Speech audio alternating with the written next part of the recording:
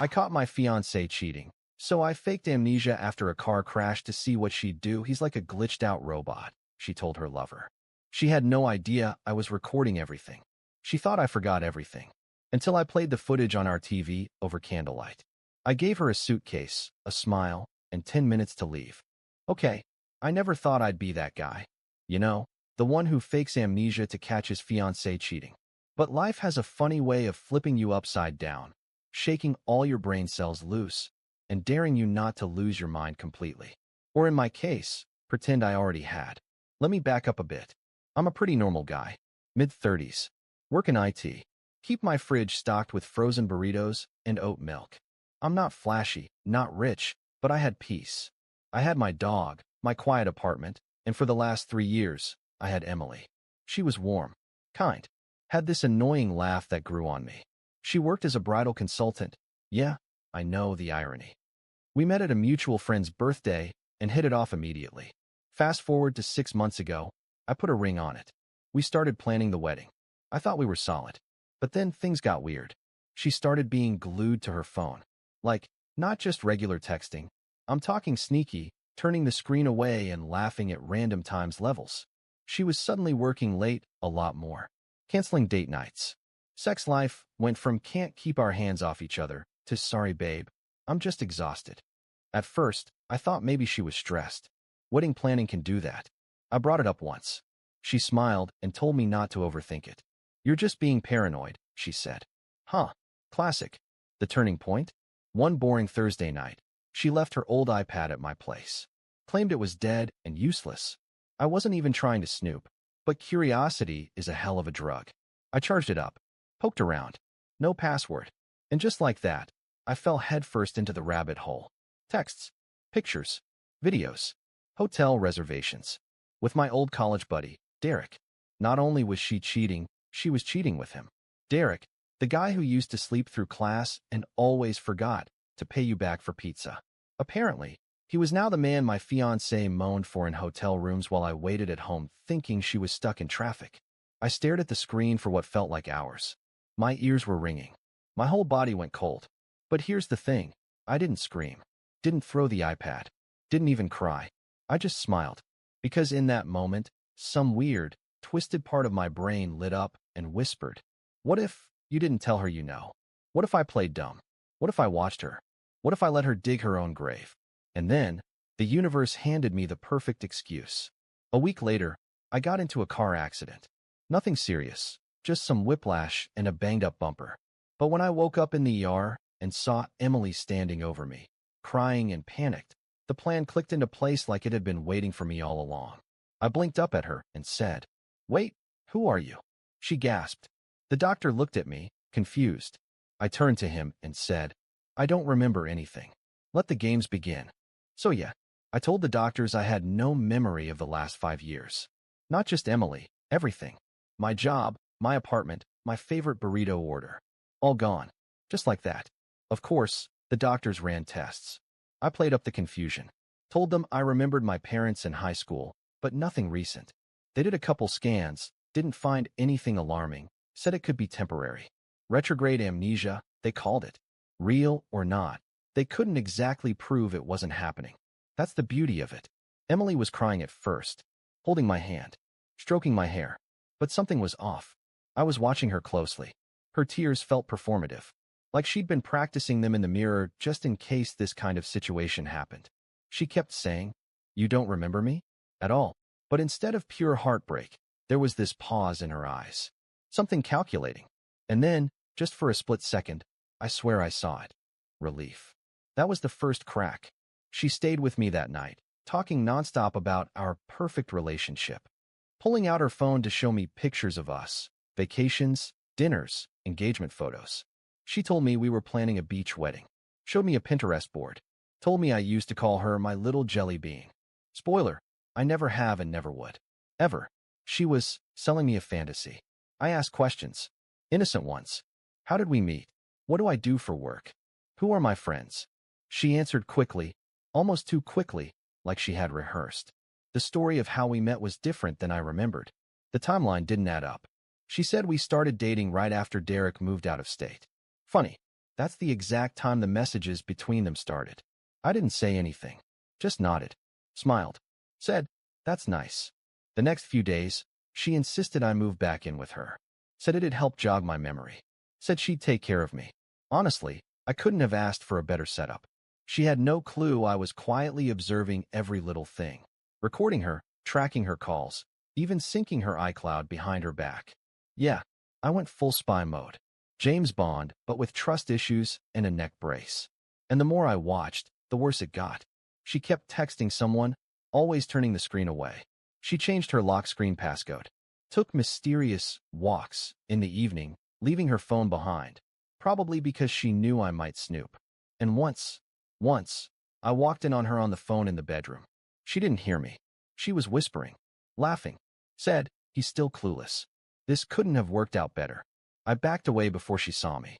My heart was hammering so loud I thought she'd hear it through the wall.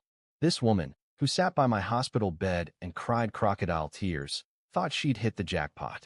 She thought she could cheat, get caught, and get a reset button handed to her in the form of my amnesia. Little did she know, her clock was ticking, and I was going to enjoy every damn second. By the time I'd been home for a week, Emily had settled into this routine of being my personal tour guide to our relationship. She'd point to random things and say stuff like, "That's the coffee mug you bought me on our first trip together. You said it reminded you of my laugh." And I'd be like, "Oh wow, I must have had incredible taste." Which I do, but that mug was hideous. She was desperate to keep me wrapped in this curated version of our life. Always upbeat, always a little too cheerful, like she was auditioning for a part in a sitcom called "I Totally Didn't Sleep with My Fiancée's Friend." But the more I played dumb, the sloppier she got. One night, I faked falling asleep on the couch. I even let out a soft snore for dramatic effect. She waited a few minutes, tiptoed into the kitchen, and I swear to God, called Derek. I didn't hear the whole convo, but I caught this gem. "Babe, he has no idea. He just stares at me like a puppy. Honestly, I think I like him better this way." Better this way. Like I was some neutered version of myself that wouldn't question why she smelled like cologne that wasn't mine. I sat there, still pretending to sleep, my hand gripping the edge of the blanket so tight it nearly ripped. But I stayed cool. I didn't blow it. I couldn't. Because I had a new plan now. See, I'd already set up a couple cheap security cams around the apartment. Easy to miss ones. One behind a bookshelf, one disguised as a smoke detector. Nothing fancy, just enough to capture proof. And that night, I caught her pacing around, laughing with Derek, even blowing a kiss to the camera she didn't know existed. I also started keeping a fake journal, the memory journal, she called it. She encouraged it, said it would help me reconnect with my old self. So every day, I wrote down sweet lies and sunshine. And on a secret burner notebook, I wrote down everything else. The cracks started showing wider. She left her laptop open one morning and forgot to log out of her messages. I saw texts like, "He's being weird again, staring too much. Ick if I can keep pretending. I might just ghost him and say it's too hard emotionally." And from Derek, "LMAO, he's like a broken NPC." A broken NPC. These people weren't just cheating. They were laughing at me. Like I was some bugged-out character in a video game they could exploit and then delete.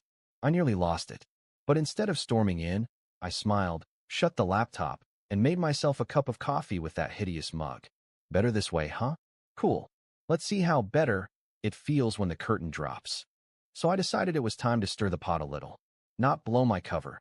Just enough to make her uncomfortable. Start poking holes. See how fast she panics. That morning, we were having breakfast. She made pancakes. Burnt, by the way. Emily always sucked at pancakes. Something I never told her. But now I was free to be surprised. So I looked up at her, sweet as syrup, and said, "Hey, I was thinking last night. How did we meet again?" She blinked. Froze. Fork halfway to her mouth. At my friend Megan's party, remember? You spilled red wine on my dress." Now pause. In part 2, she told me we met at a mutual friend's birthday and bonded over tacos. And in real life, we met at a bookstore. She dropped a copy of Pride and Prejudice on my foot and said, "Whoops, footnote." I married her in my head right then and there. So yeah, this was her third version of the story. I just smiled and said, "That sounds so cute. I feel like I can almost remember the tacos. I mean, the wine." Her eyes twitched. Later that afternoon, She left to get groceries. Took a suspiciously long time. Came back smelling like hotel soap. Now, call me petty, but I checked her car's GPS history. Bingo. Hotel Kingsley. Same place from the iPad photos. Same place she and Derek liked to work on their cardio. I didn't say a word. Just opened the fridge and said, "Oh, we were out of milk, huh?"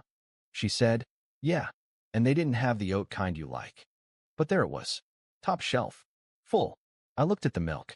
Then at her. Weird. She laughed. Nervous. Changed the subject. But I could see it. The cracks. She was unraveling. So I started pushing more. I told her I found a hoodie in my closet with the name Derek stitched on the tag and asked, "Is that mine from college or?" She froze. "Oh, that's, your cousin's. You used to wear it all the time." Funny. I don't have a cousin named Derek. That was the moment I knew.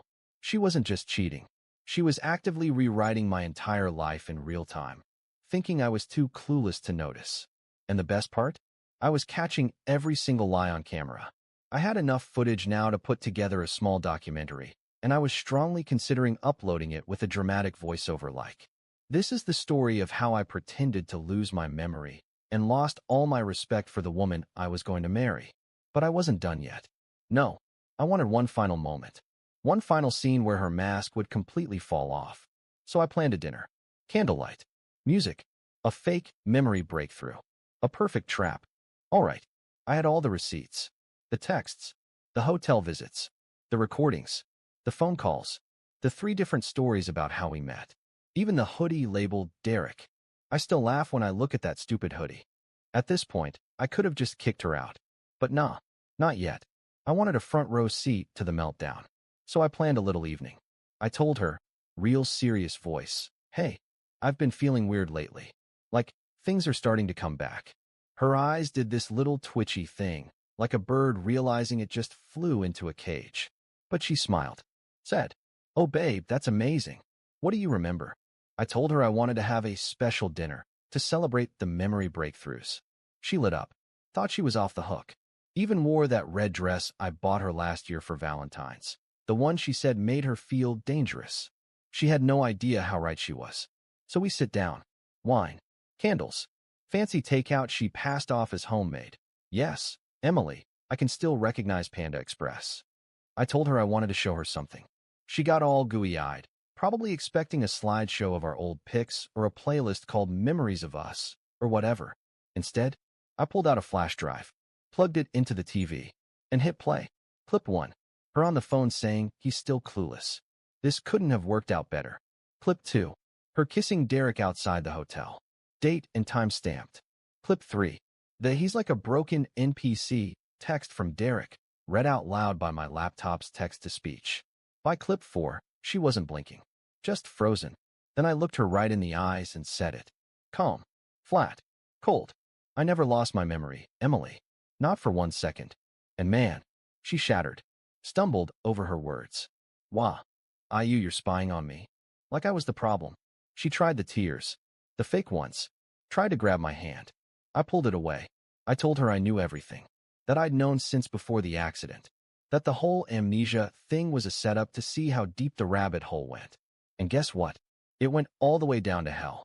Then I handed her a suitcase I packed that morning. "You have 10 minutes to leave.